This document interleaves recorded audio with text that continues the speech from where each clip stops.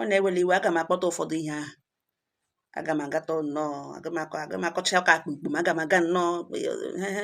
yes weterenụ di na nwaanyị n'ugbu ene ihe ewu di na nwaanyị ke nwoke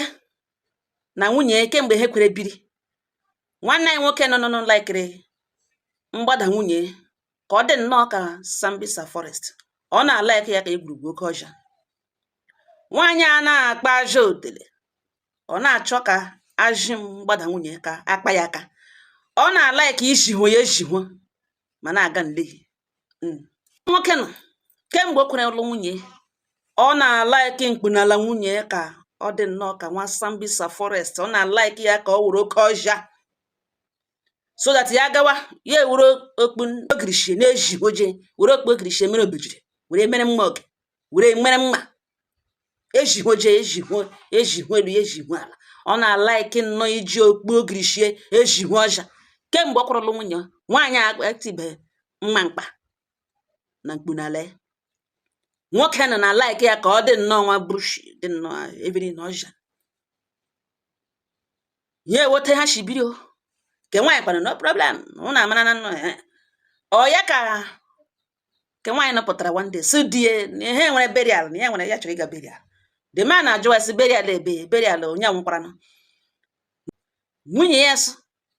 na onye nwụrụ nọ na ọwụ nwanne mmakwa ukwu ya ke toro mpakwa ukwu ya abịa lụọ ya na Amandụgba nwa ọ mụtara na Amandụgba alụrụ na ụmụka abịa na ọwụ nwa ya zi ka di ya nwụrụ DSL dịka relative ihe ka na ihe ọkọga nga ugbo na ihe ọwụ ihe burial ọgba ya sị mba na ha na-eshi ikwu shirute na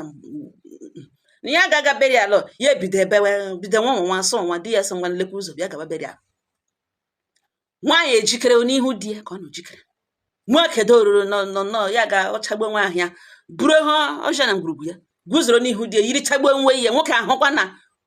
oke ọja ka dị intact otu ọja rụwa otu ọja ya ọja na-agwụ n'ụwo ọwụ ihe a na-akpọ oke ọhịa ya yiri nwe ya mara akwa koro akpa ya rim gawa burial ọ ya ka o shi burial lo garacha burial lo after 2 days olole nwoke mmadụ achọla nọ n'ịga na nkoro ya nụrụ nga wepụta isi ogirishie nwa evrara ka ọ ga-eji hụ ọja hụ na ebe niile gbara ratarata na ala ya isi la ya gwogwote eshi la Samson korim ala everything ebe niile ratarata nwoke asụrụ ha ogirishie na jụwa ya sị ọ gịnị mere ọja nọ na mkpunala nwunye ekwu ha ka nwunye na-ele ekporo nwoke ajụọ ha again sị ọ gịnị mere ọja na ya na like ijihu ọja eji aka abụ ejihu na ọ gịnị mere ọja ubu na mkpunala nwaanyị ekwu okwu the man asị nụkwa na ọ gịnị nwatuo nọ nga yiri nwe ihe chere nwunye gị shetue n'ala gị nụbara mee nwe explain na ọ gịnị ka gịnị mere isi ga burial gara ebe ahụ ga onye alara nga gịnị mere onye lara nga ọ gị nwa lara asị nwunye eso ọwụ ya lara ọwụ gị lara asha mkpunala nga asị ọwụ gị lara asha mkpunala onye alakwara na nwaanyị ekwechiri kwuo ka ya ọnụ mba mgbe na ọwụ gị lara asha otele nga onye lara nwaanyị ekweghị ekwu okwu ya ekwechiri na ịga nga anọ na okweghị ekwu ọka okwu hopem ya si ya dị okweghị ekwu ya kpa ọnụ ya kpere nwoke anụrụ nga nwapụta eji frara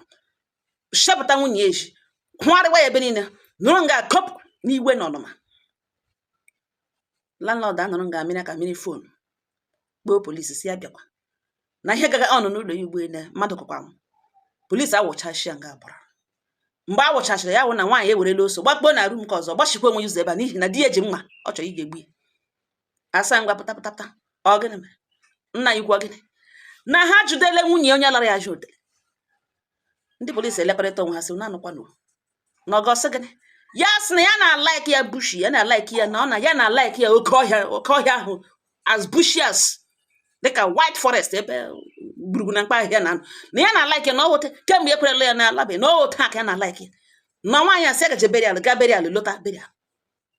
ya hụzighị otu mkparaji ebe dị na-agba agbọtọ gbara tarata ya na-ajụ ọsọ ọwụ ya lara gwakwana onye lara ya aja otere ọ chọghị ikwu mgbe aka polisi ji senụkwanụ chịkọrọ ha niile ha abụọ gịnị na polisi steshọn riem nwoke na-eti ajụ nwunye si sọ onye lara aja otere nwaanyị ekweghị ekwu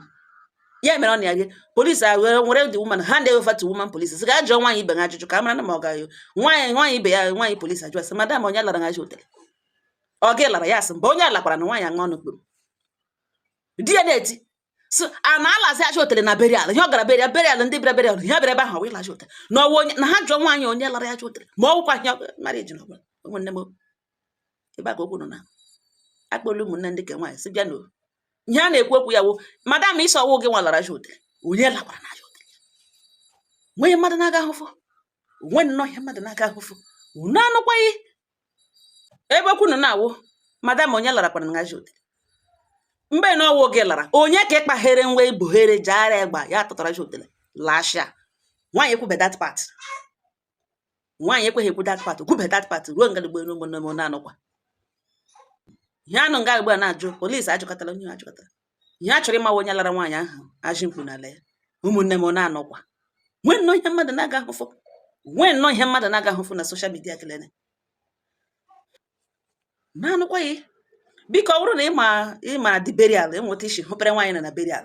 enwere onye hụrụ garịga n'akụkụ ya enwere oge ya akọwata nwụ biko enwere nye infọmeshọn ị nwere ihe achọga na onye lara ya waji amanụghị m berial ahụ ọ bụrụ na enwere otu isi matatụ otu m si matụ ihe niile mere na ama ndụ gba from Ụmụluguma to Ụmụkabịa enwere otu isi nwetatụ berial ahụ ịhụbere nwaanyị a biko enwere ihe infọmeshọn ị ga-enye tata enwere onye hụrụ garịga n'akụkụ ya ka a ga nabado onye amara n'ụjụ na eme ya nwa bikos nwaanyị bren ya nwụrụgidere ọrụ rute na ọwụhụ o kwuru na ọwụ ya nwalara ajị mkpu n'ala ya nnekwe na onye alakwara na pata ka na-amaghị ebe ahụ lọkara lọkụ enwe onye lara ya ji hotel nwe onye mana unu anụkwanụ fia